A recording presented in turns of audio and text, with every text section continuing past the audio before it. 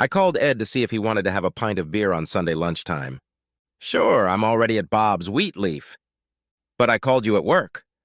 Yeah, but I can transfer work calls to my cell phone. That's great. Maybe I should get one of those. In the pub, Ed explained. I have to work one Sunday a month, but only to service the phones. So I have one of these new cell phones and I can transfer calls from the office to it. Any customer who calls thinks I'm at work. And if I can't answer their question from memory, I just say I'll call them back on Monday. Tabby and I live in a rented apartment, but all the furniture is ours. If I get a promotion next year, we plan to buy a house, get married, and start a family. In the meantime, I work hard at my job and I get noticed. Every week or so, I have to work at one of the smaller branches of my company and stay in a hotel overnight. When I return, the sex is always raucous. When I'm away, we have a certain routine. I call Tabby at her office when I check in to let her know I got there safely. I call again around 10:30 when we're usually ready for bed. These calls are more intimate. One Tuesday, it was Bristol, and we went about our usual business as I went to bed. Back at work, I turned in a report on Bristol and was called into Frank's office. The manager from Bristol, Carl, was impressed with your work, Bob. He asked if you'd like to take a permanent position there. Wow. He never said. No. He thought it best to discuss it with me first, in case I couldn't let you go. Are you interested? You bet I am! Well, the situation is this. You're going to get promoted next spring anyway, but next month you can get the same offer. I don't want to lose you, but I don't want to hold you back either. I know you come from the West Country, so I thought you'd probably want it. I want it. And there's another advantage. The guy you're replacing has already left, and Carl says there's 3 months left on the lease on the apartment. If you want it, they'll hold it for you. It'll be easier to get started that way until you get yourself sorted out. I really want it, Frank. 3 weeks, then. I wrote my resignation letter and spent the day quietly. I decided not to share my news with Tabby because I suspected she was having an affair with a coworker. It sounds very arcane, but I'm a logical thinker. That's what I'm paid to do. I took care of the problem, and I was sure she was lying to me. Lying has its own psychology. If you're gonna lie, you gotta lie big is bullshit. A person having an affair will intersperse their lies with as much truth as possible, but the other person's name will loom in their mind. So they will mention it. That way, if it comes up in conversation, they'll back up. Oh, X? You remember X. I've mentioned him before. I mentally flipped through our recent conversations about Tabby's work and coworkers, then picked the name she mentioned most often, Charles. Is he your boss? I asked. No, my boss is Richard. But when we're seconded to a project, we go from line managers to project managers. On Project Omega, I report to Charles. That wasn't all. Charles had only been working here for a few months. The other employees really liked Charles. Charles was divorced and lived alone. Charles was quickly promoted to director. It was never mentioned that Charles was tall, handsome, etc. Sometimes you leave clues by what you don't say. Maybe Tubby wasn't having an affair, or had one, but not with a coworker. However, all odds aside, my candidate was Charles. And if they were guilty and I had a violent nature, they both had to pay. I looked around for more evidence but found nothing. I have a vengeful nature that is usually well hidden. Blood would be spilled if Tabby was playing away from home. But until the situation got out of hand, I was willing to back off and give her the benefit of the doubt. So I quizzed her. You're never going to have an affair, are you? I'll be furious if you do. Where did that come from? She asked. Will you answer it? Of course I'll answer it. No, I would never cheat on you. There's no point in asking. It's just nice to hear it out loud sometimes. Is that what you're going to have? Is that what we're talking about? I wouldn't, I said. I'd leave you if you did. We walked away from that little conversation and avoided each other for an hour. A week later, I went to Coventry.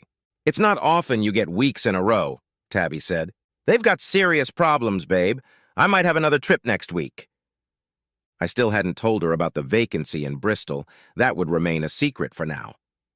That night from my hotel room, we moved on to a bedtime phone conversation, and I included, I hope you're going to bed alone.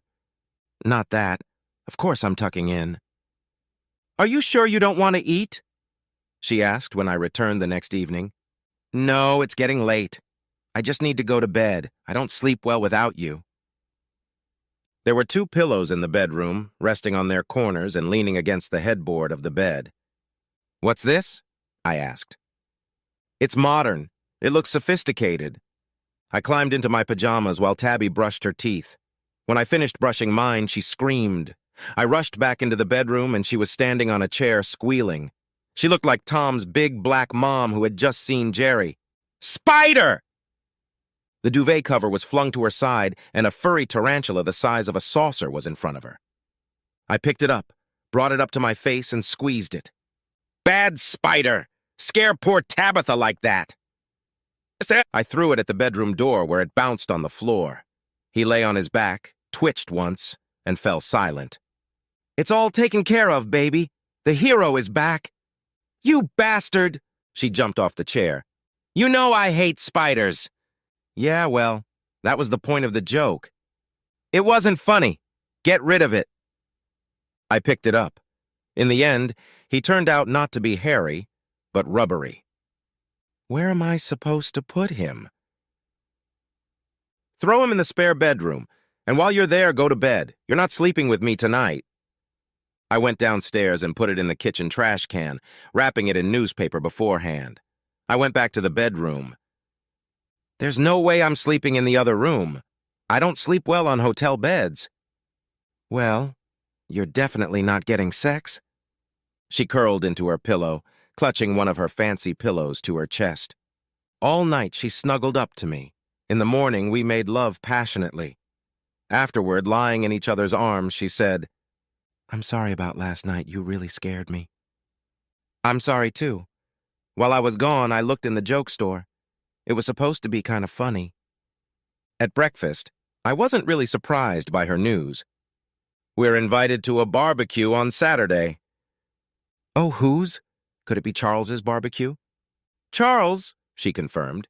He invited everyone from the project as well as a few neighbors. He doesn't know many people here, so this will be a good chance for all of us to get together. Well, then let's go and make him welcome. Great. He asked if we could each bring our own drinks. We gathered late in the afternoon. There were a dozen people from the office here, most of whom I knew, and half a dozen neighbors I didn't know. I don't know if everyone got as personalized service as we did, but he willingly showed Tabby and me around the house. What interested me most was his bedroom. There were 3 pillows artfully arranged between the pillows, very exquisite. We only have 2. Back downstairs, she joined her coworkers. Charles and I were in his office, which he called the library. A bag of golf clubs in one corner looked out of place. You have a lot of Stephen King's, I said, picking up the stand. I've never seen this extended version. I put on my reading glasses when he said, a lot of these are first editions. I started to put the book back down. No, it's okay, look at it. All the valuable ones are on the top shelf. Some are still in shrink wrap. Throughout the barbecue, I kept my eyes on Tabby, but she didn't give anything away. She brought 2 chilled bottles of Pinot Grigio in the cooler. As far as I knew, she'd never drunk it before. In the same box, I brought 12 cans of Boddingtons. I didn't expect to drink them all and was willing to share.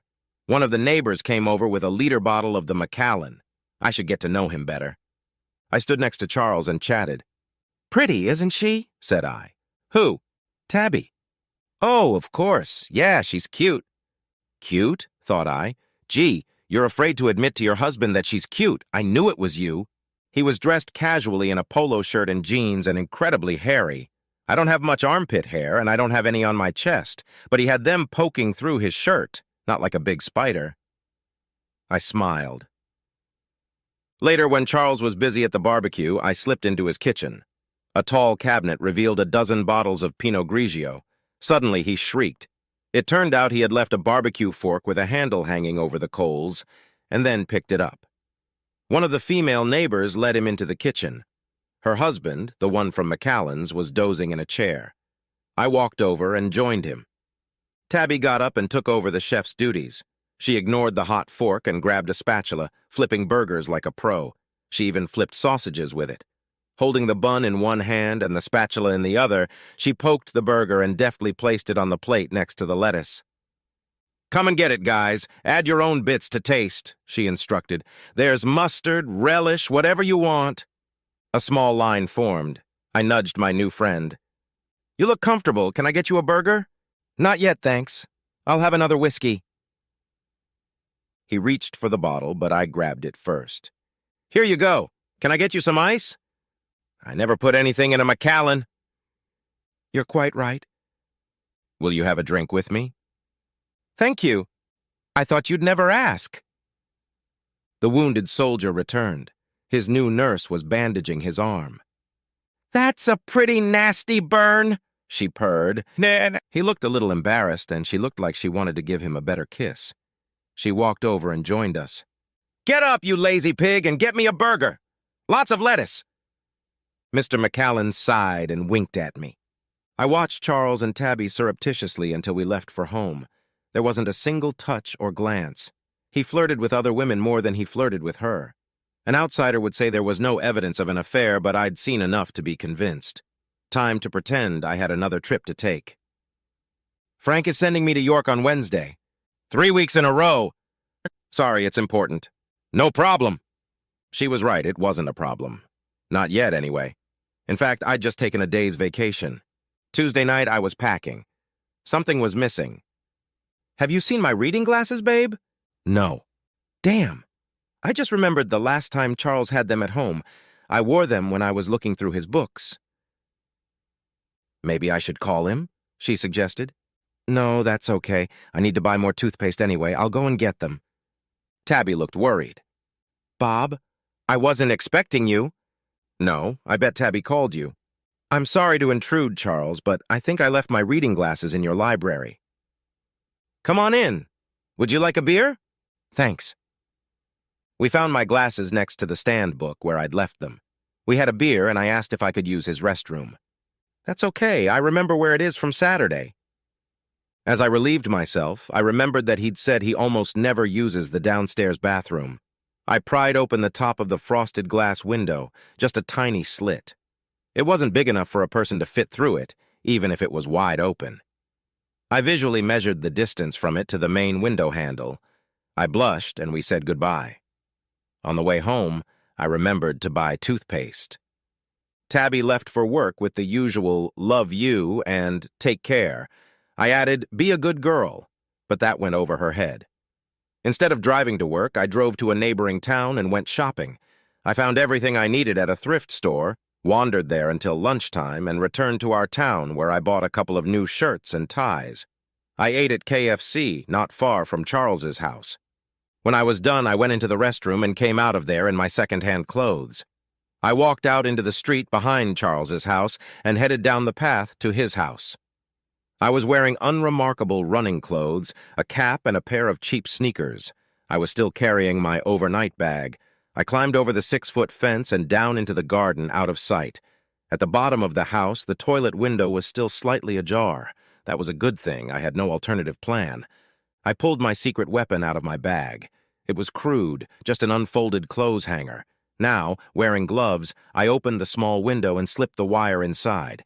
It caught on the handle of the big window and opened it. I climbed inside and closed both windows tightly. My first destination was the library, where I picked out one of Charles's golf clubs. I've never played, so I have no idea what it is, but it was heavy and had a lot of metal on the working end. Then I looked around his bedroom. From the looks of it, Tubby was expected to show up soon. 2 of his fancy pillows were on the floor at the foot of the bed. The distance between them was just right for someone's knees. A third lay on the edge of the bed. Could it be something for biting? I went back downstairs to the library. They'd never seen these clothes before, only a balaclava put on. I looked in the mirror, unrecognizable. Putting a hat on top of the balaclava, I reshaped my head. Soon, Charles's car pulled up. They'd left work early, wanting to get some business done while the idiot guy wasn't home. I clutched the golf club in my hands, hoping I wouldn't have to use it just yet. I could hear them in the kitchen, opening a bottle. I love Pinot Grigio," enthused Tabby. "Me too. But most of all, I love everything under your panties, and I want it all right now. Don't take too long on your first try. Bob might call soon to say he's here. I waited until they closed the bedroom door and tiptoed upstairs. I thought I heard them undressing. That was confirmed when I heard him say, "You can keep the stockings." I didn't even know she had a pair. I hoped I could get the timing right. When I opened the door a little, I saw exactly what I expected. I can't say it was anything special. He should have spotted me at any moment. I made it halfway to him before he turned around. "What?" I didn't answer. I wasn't in the mood to ask hard questions. He half raised himself. His laws were pointed straight at me. For a split second, I found the sight quite offensive. It's funny what goes through one's mind in extreme moments. And in his head was a club. I swung it, and it hit him right between his eye and his ear. He staggered backward and collapsed to the floor, landing so that he was leaning against the dresser with his legs spread wide. Blood was oozing out of him, but that was okay. Nothing got on me. Tabby still didn't know what was going on. I swung the baton again, this time at Charles's balls. There was a distinct pop. He didn't say anything, probably passed out. I dropped the baton. When Tabby started to turn toward me, I wrapped my arms around her waist and tossed her aside. I hadn't meant to hurt her. In fact, I'm not sure I did, but fate intervened.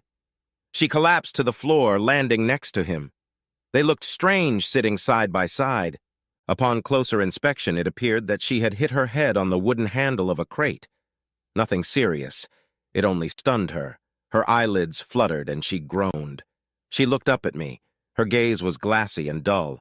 I squatted down and held out the golf club to her. She instinctively took it and knelt down, smearing some of Charles's blood on her stockings. She closed her eyes again. I don't think she saw me properly. I stood looking at them. They were lying side by side, legs spread wide.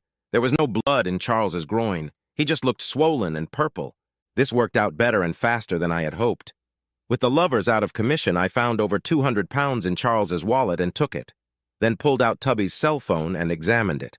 I had never picked it up before, but I realized it was contacts. Charles was the only one. I went downstairs and took off my balaclava and gloves. Quickly examining myself in the mirror, I made sure there was no blood. I went back to the downstairs restroom.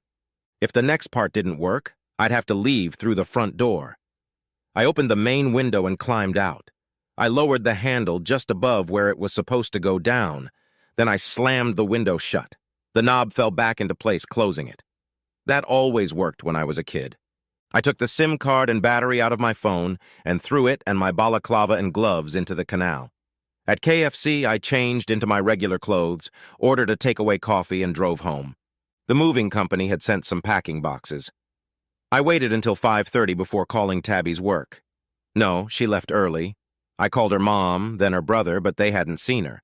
I called her office again and reached Charles, who was running late in the department. No, there was no tardiness. He left early. At 7, I called the local hospital. Yes, they were just about to call me. Tabitha Poulter had been admitted with a head wound. I rushed to the hospital where the police were waiting for me. They wanted to talk to me, but they let me visit her first. There was no point, though, since she was sedated. The police officers took me to a quiet corner. "I'm Sergeant Carter, and this is Constable Barton," the man said, indicating the woman with a nod. "We need to know where you were today, Mr. Poulter." "And I need to know what happened to my wife. The medics have given me only vague details." "I'm sorry," Constable Burton said. "We're not at liberty to divulge anything at this stage." "Look, my wife and I are moving this weekend. I took the day off today and started packing. I went into Collier's this afternoon and bought shirts for my new job in Bristol. Came back here, ate at KFC, and went home." "Have you ever been to Charles Diamond's house?" "Yes, twice." "Can you tell us when and why?" "No." They looked at each other. "Why?" "Because I don't know why you're asking. I'm stressed out. My wife is unconscious and her family is on their way. I think there's an expression for it. A lot to do. And here you are rambling on about some guy I barely know. What happened to her?" "You must understand." "No, I don't understand. Here's the thing. You tell me everything you know and I'll tell you everything I know. And if it means I have to be put in a cell for the night, do it. My day couldn't be worse." They looked at each other and he nodded. The ambulance service received a 999 call this evening. Medical assistance was requested at Charles Diamond's residence. We arrived and had to break down the front door to gain access. He was found in his bedroom. The medics wouldn't let us in at first, so I don't have details of his injuries, although I understand he was unconscious. Tabitha Poulter was in the same bedroom. She was standing by the bedside table and still holding the phone. What were they wearing? Come on, you know exactly what it looks like. What were they wearing? He looked at DS and she answered. They were both naked, Mr. Poulter. I looked quite serious. Did they have anything to say for themselves? Mr. Diamond remained unconscious the whole time. The nurses reported that your wife spoke in passing about seeing a black man in the room, but there were no signs of forced entry. Thank you. I realize you're not trained to give me an opinion on their injuries. Tell me what you think and I'll tell you everything. Your wife has head injuries. All I know about Mr. Diamond's condition is that it's worse than your wife's. The motive could very well have been robbery. I waited a moment to digest this new information. My wife works at Wade's with Diamond. She and I were at a barbecue at his house last Saturday. I noticed the subtle flirting. I realized later that I had left my reading glasses there and went back to get them last night. Diamond and I had a beer, and I was there for about 30 minutes. Were those the only instances? Yes. They were taking notes. I thought it was smart not to call him by name. After all, I was the offended party. Obviously, it sounds like she was having an affair with him. I continued. I had no idea except that I saw harmless flirting. My wife knew I wasn't working today and said she'd be home a little late. She was working on some project with Diamond. Now I know what it was. We walked around the houses a few more times and stopped. They were standing. I must ask you not to leave the neighborhood until we complete our investigation. You undoubtedly have colleagues in Bristol. I'm moving there this weekend. I start my new job on Monday. I can give you a new address. That will be fine. Please contact our branch on Market Road before you leave. If we're not in the neighborhood, a message will suffice. There wasn't much to do at work, just wrapping up my chores and putting away my personal belongings. By Friday, I had packed up everything at home except the washing machine and towel. My boss gave me the day off. In Bristol, Carl organized a junior with a key to wait for the movers at my new address. I knew I would have to drink on my last day on my lunch break, so I used Carl's money to rent a cheap hotel nearby. While I took a cab to work, the movers loaded my stuff, including the bed, and left. The house was cold. Empty houses usually are. Tabby's parents arrived to pick up all her clothes and personal belongings. Is this really necessary? Her mom asked. Can't you two agree? I ignored her and looked at Tabby's dad. If your wife sneaked off to another man to have sex with him, would you try to work things out, Dave? Well, really, there's no room for vulgarity here, her mom said. That's exactly what I'm going to tell Tabby. Just get her out of here and don't come into the hospital until I get there. The phone rang. Tabby was coming around. When I arrived, the same two officers were there. Would you like an update before your visit, Mr. Poulter? That's a good idea. I'm in no great hurry to get to her. Mrs. Poulter's fingerprints were found on the golf club that Mr. Diamond was hit with. He's still unconscious, by the way. She's still confused about her thoughts, but she insists she doesn't remember touching the club. And she still believes there was someone else in the room, despite our evidence to the contrary. Our first explanation was that he attacked her. She hit him in defense, and then passed out. But that doesn't fit. Nothing fits at all. Frankly, a third person would explain the scene we found. But that's only possible if someone was already in Mr. Diamond's house when they got there. And that would make me a good candidate if I could get in, but I didn't know they were having an affair until you told me. Besides, I don't have much of an alibi. Constable Burton was about to say something, but stopped herself. I think I know what it was. Most innocent people don't have a good alibi. Look, I'm moving to Bristol today. Can you confirm that everything's all right? I don't want to interfere with your investigation, but the new job is very important. Yes, move in. We have your new address, but we may want to talk to you again. Eventually, I went in to see Tabby. She was pretty excited. So what have you been up to? She hung her head. How much do you know? Oh, no, we're not playing that game. It gives you too much leeway to lie. I lied?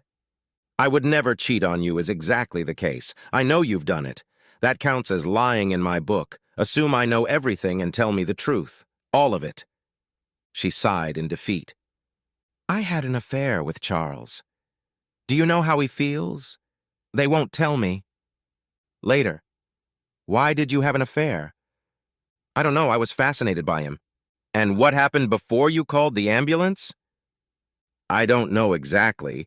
We were just about to have sex, and all of a sudden I heard him fall, or maybe he pushed himself off of me.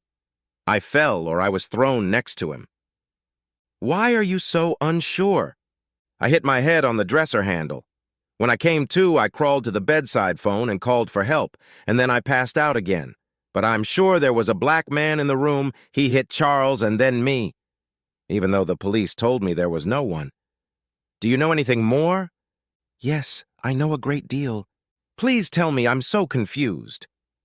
First, you're going to tell me something, and either you tell me the truth or I'll leave. I'll leave. Did you buy a cell phone? Yes and no. Charles bought it for me. To communicate during your affair? Yes. Okay, I'll tell you what I know, but you haven't come out of your sleep yet, so pay attention. Okay.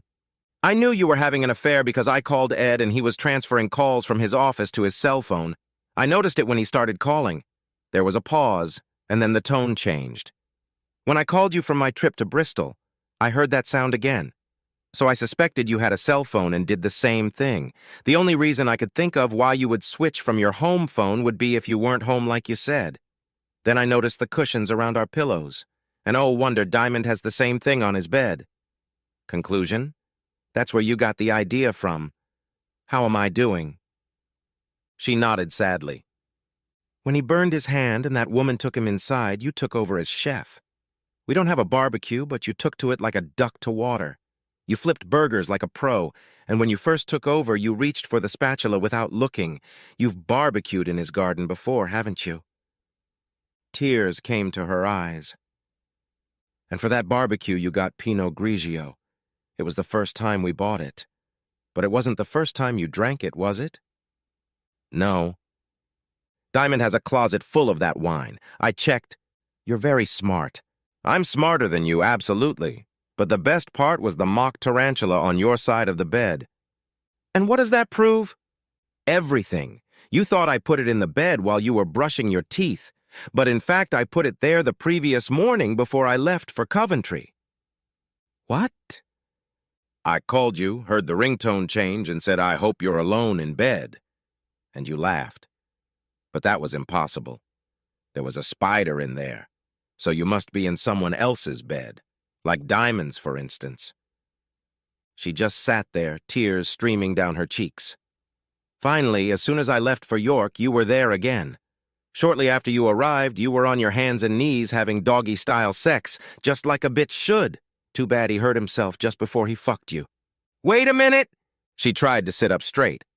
You can't know those details. You were in his bedroom, weren't you? You were the man in black. I'm going to tell the police. Go ahead and tell them. The police report says that the arrangement of the fancy pillows indicates that you were on your knees, hence the doggy style. Your treatment at the hospital indicated that sexual activity, that is foreplay, had already begun. They also confirmed that he slept with you, at least not that day. She lowered her eyes. There's no evidence that anyone else was in the house. I agree, it's hard for the police to put together a scenario that makes sense. But you were about to get fucked, and you ended up falling on the bedroom furniture, and the lover boy suffered a head and ball injury, apparently with his own golf club. The assault. Who threw the punch first, did you? It certainly couldn't have been me. I would have killed you both. She looked at me with bewilderment and suspicion. Diamond is still in critical condition, and the weapon has your fingerprints on it. So go ahead and tell the cops you think it was me. They already think you're crazy. Tabby started crying even louder. Then the last part of what I know. Our house is empty.